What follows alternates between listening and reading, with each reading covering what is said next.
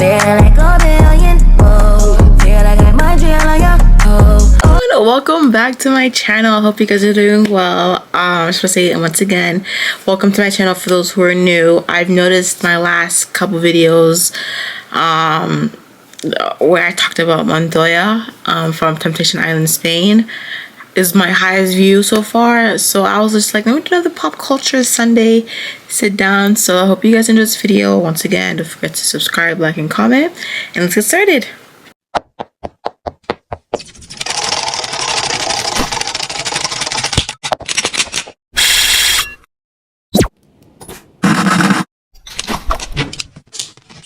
Video I'll be discussing season 8 of Love is Blind. For those who don't know what Love is Blind is, it's a reality TV show produced by Netflix, where the premise of the show is basically, the question is love really blind?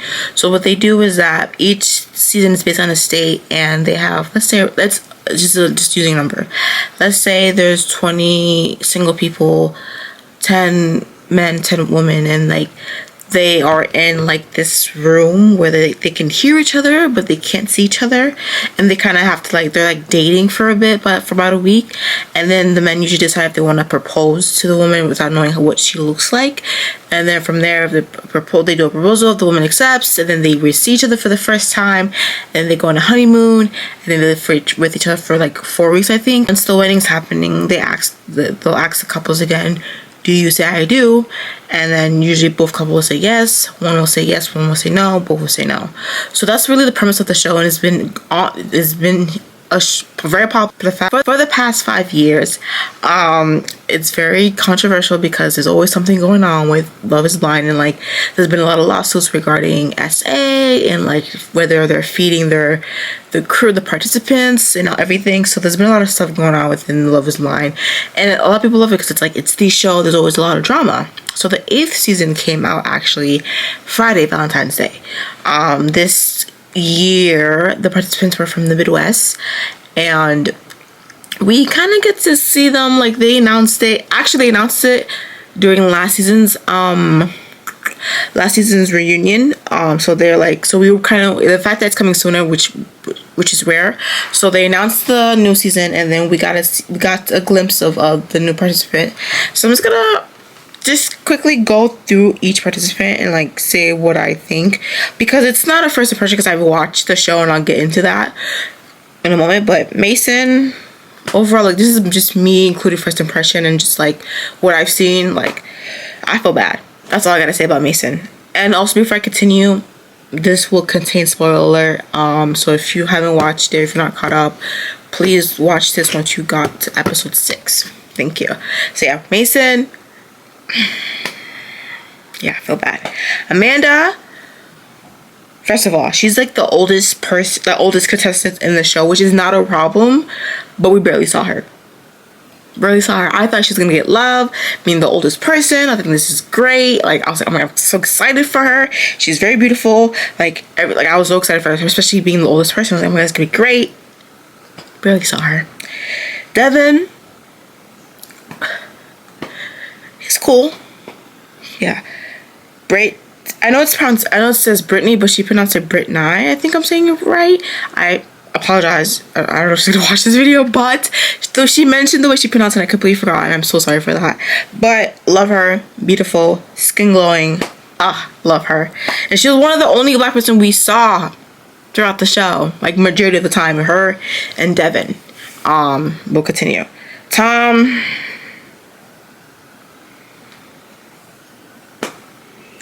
Cassandra, I didn't see her. This is the first time I've got confused by the people, and you'll see why in a second, but I barely saw her. Mo, I wanted to see him. He seems like a fun guy. I wanted to see him more. Barely saw him. Saw him like twice throughout the 6 episodes. Just let that sink in. Meg, Miss Conspiracy Theory. Other than that, I think she's pretty cool, but yeah, just the whole theory and everything. With the whole alien scene, there was a scene with her. I think it was her. Someone else talking about aliens.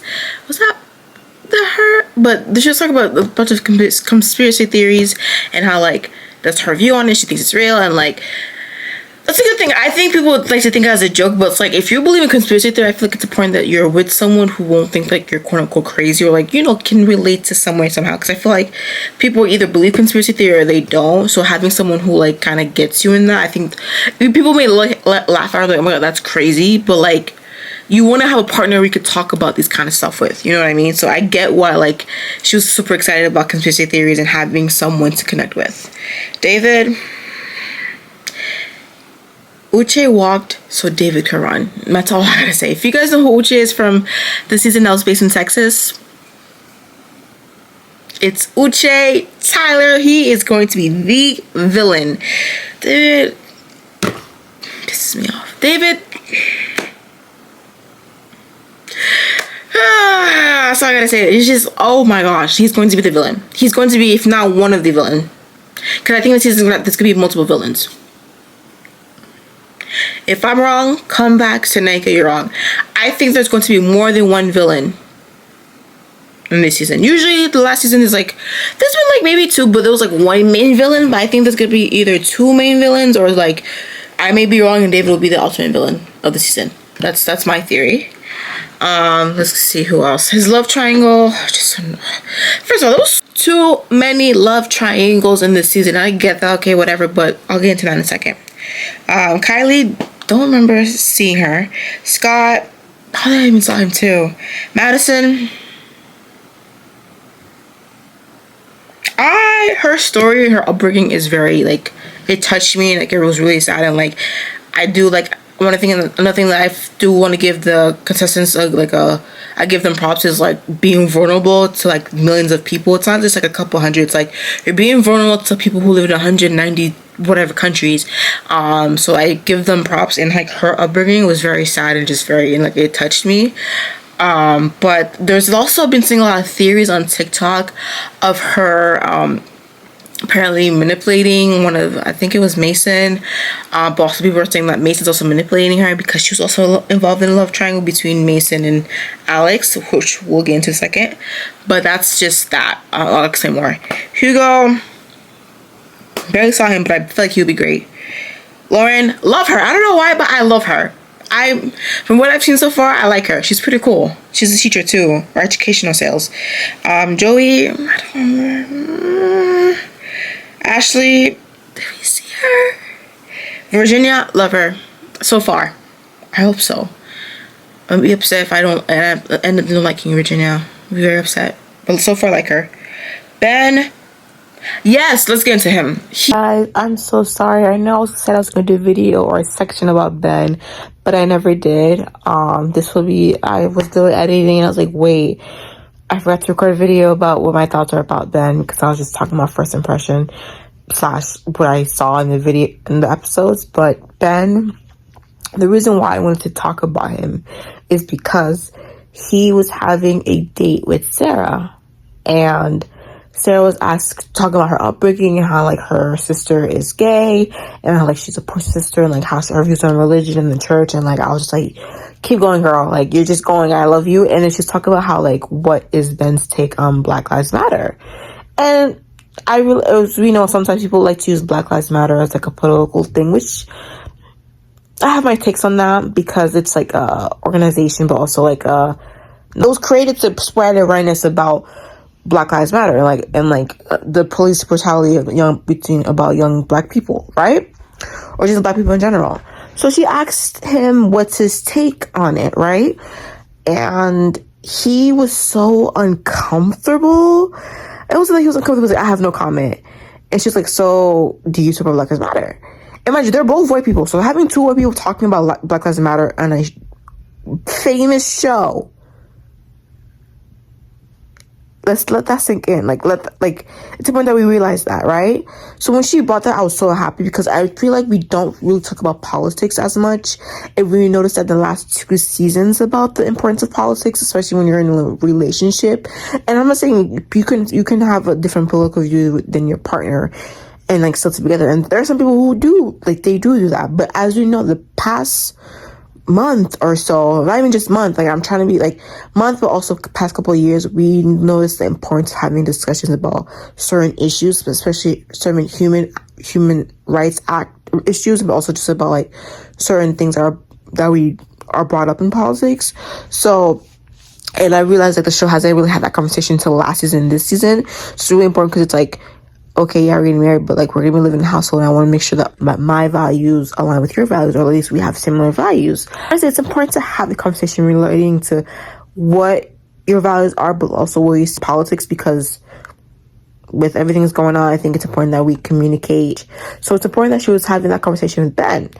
Every time Black Lives Matter was brought up, he was like, I don't know, or this, that, and the third. I'm just like, why are you getting nervous about, like, she simply asked you if you support Black Lives Matter. Literally simple that, and you're like, I have my take on that. When did saying yes, support Black Lives Matter become so political? Like, we know why, but like, why are you sweating? Like, I don't understand. Especially like 5 years ago, we saw everything was going on in the news. Even 5 years ago, it's unfortunate that, you know, Ben didn't really express how he really feels, and I know he didn't want to because, like, Netflix is a big platform. The question, just him getting scared, was very interesting to me. I'm just like, why are you getting scared? She literally just asked you if Black Lives Matter. So I was glad that a white woman asked him that, because, like, I feel like, why else would you be scared to answer that? Then, but maybe he just genuinely, like, also is trying to be finding a way to correct without getting canceled, such as being on Netflix. That's the only benefit that I'm gonna give him. But other than that, it's like, you're in the Midwest, and like Sarah brought up a good point. Like, the murder of George Floyd took place in the Midwest, so you and all people should know the impact of Black Lives Matter and police brutality, of like the importance of that and educating yourself on that. So why are you shaking up on that? So that was just my thing. It was just threw me in a loop, and I was very happy that Sarah brought that up and was like, yeah, this is where I stand. It's kind of weird, but like we could talk about it more, like whatever, if we ever end up getting engaged. Spoiler, they did get engaged, but I'm just really glad that like politics and like values are being brought up. That's just my take on that. And it needs to be brought up, especially when you're going to be in a relationship with a stranger and then get married within a month. So yeah, I want to see more of that. I did like that. I did enjoy that, Netflix, so thank you for that. That's one of the only things I enjoyed in the 6 hour watching the show.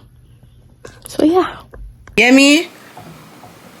I was so upset that we didn't get to see her. She was like, when I saw her, she's like dark skin, beautiful, glowing the red. I'm like, I'm so excited to see her. She's gonna find love. No, Brad, like half of these people we didn't see. Taylor, her situation's crazy. Andrew, interesting. Monica, I like her. She's very bubbly, fun. She's pretty cool. Benji, I don't remember. Sarah, I like her. I like Miss Sarah. I like her a lot. Adam, don't remember. Tiara, don't remember. Daniel, we'll get into it in a second. And then Vanessa, love her. Didn't get to see her again, but love her. Alex, I kind of like him, but we'll get into him in a second. And Molly, she's pretty cool from what I got. Brian, and that's it. So let's get into the characters. So let's start with the love triangles that we saw. There was like a total, more than one. There was with Devin, and then Virginia, and then Brittany. That was that love triangle. That was love triangle one. Second one was Madison, Alex, and Mason.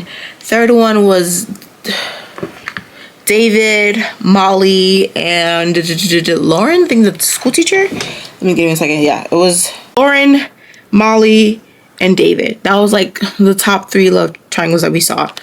Second of all, why did we spend let's just start right there. Why was the pod 6 episode long? So you tell me, Netflix.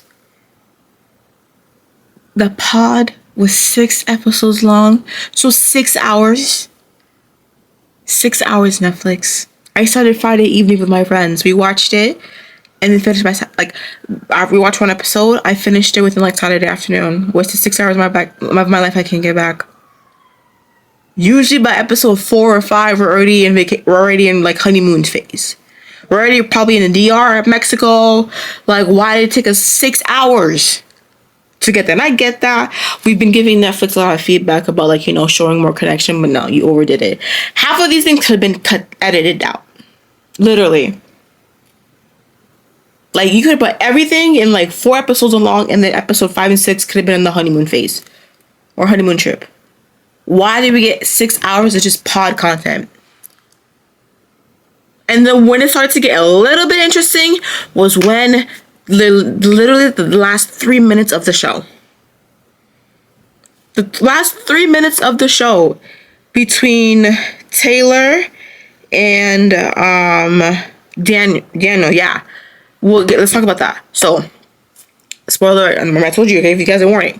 So at the end of the episode 6, Daniel proposes to Taylor. Taylor says yes, and like beforehand, we saw their connection, and they talked about social media and like how saying like, oh, like I think either Daniel asked her what's her handle, and she was like, this is my handle. He's like, oh yeah, I would recognize it as down the third. So then after that, they build a connection. Daniel proposes to Taylor. Taylor says yes. They meet each other one-on-one, whatever, right? Then we go to the next scene, which is Taylor at the hotel the next day. She's wearing like a green crop hoodie, and like she's looking at the camera, and like before she can speak, she starts crying. I'm like, what the heck just happened? Like, not like, I'm like, I was bored, but then I literally was on my phone, and then I hear her crying. I'm like, oh, got my attention.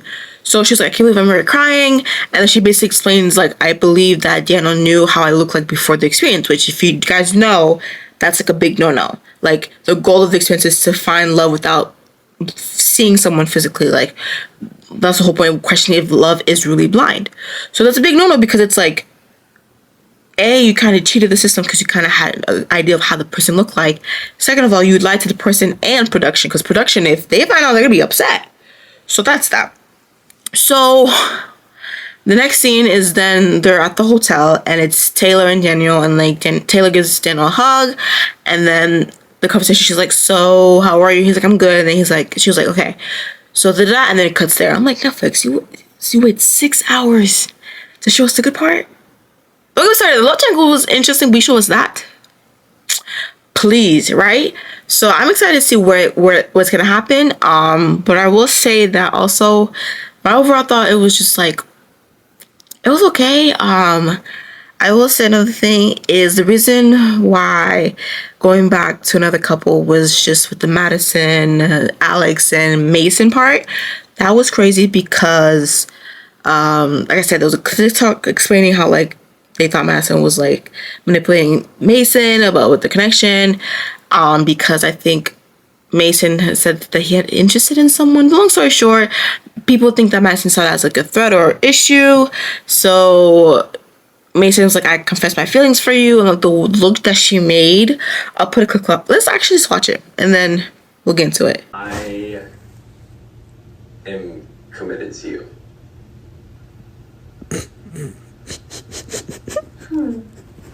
Alex, who didn't fall in love with Alex here? When he won't back down, he comes to Mason's defense about how confused he is. He thinks Mason's a really good guy. He wishes him the best.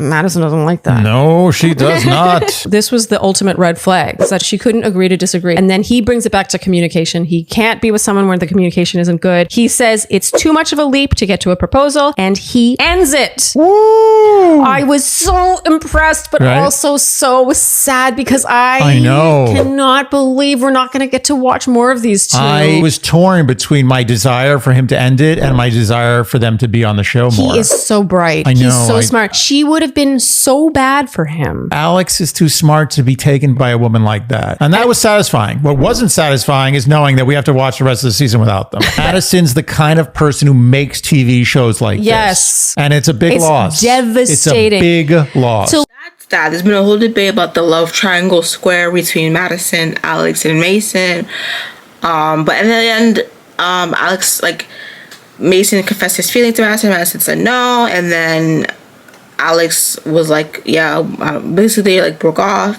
but they were, so Alex and Madison were like girlfriend, boyfriend for like a day, and then they broke up, and then Madison ended up leaving the pods. So that's that. So another show I've been watching, like I mentioned previously, is a show on YouTube. Actually, it's by Druski. If you guys don't know who Druski is, he's a comedian, like influencer kind of, but I see him more as a comedian, like especially social media content comedian wise.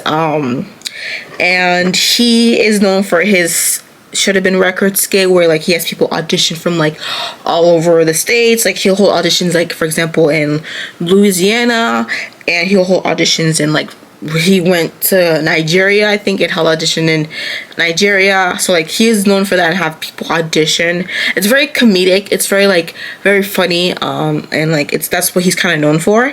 So he also created a dating show actually, where it's called Coulda Been Love. It's a reality show. It's kind of like Flavor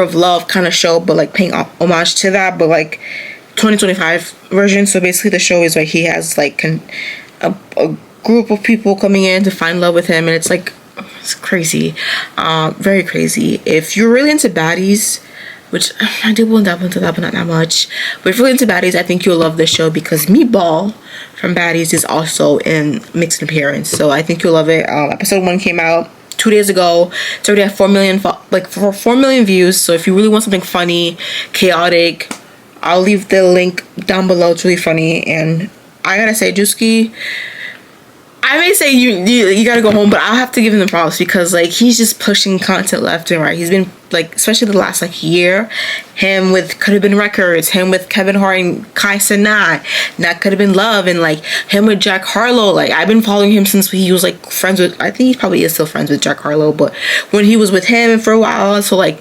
I am honestly, he's like blown up ever since then. So keep up the good work. Like you're just pushing crazy content. Some of the stuff I'm like side-eyeing, but I love a good laugh. So yeah, just keep doing you. And if you want, like, I think for those who like funny but crazy stuff, I think you really enjoy the show. It's not boring compared to Love Is Blind, and it's free and it's on YouTube. It's about like an hour long, I think, which is nice, because who doesn't love an hour long content?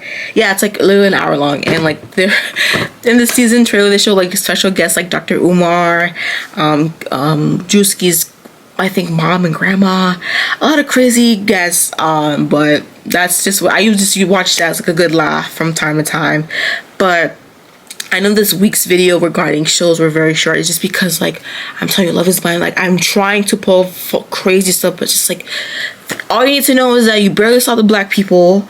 There was a couple of love triangles square, and there may be someone who cheated the system. That's all I can basically describe Love Is Blind of 6 episodes long within like 3 seconds, because there's nothing else that I can tell you. So I hope you guys enjoy this video. I'm hoping by next week there's more stuff to watch, and I'll keep you guys posted of Love Is Blind. I'll probably do another show as well if you guys want me to.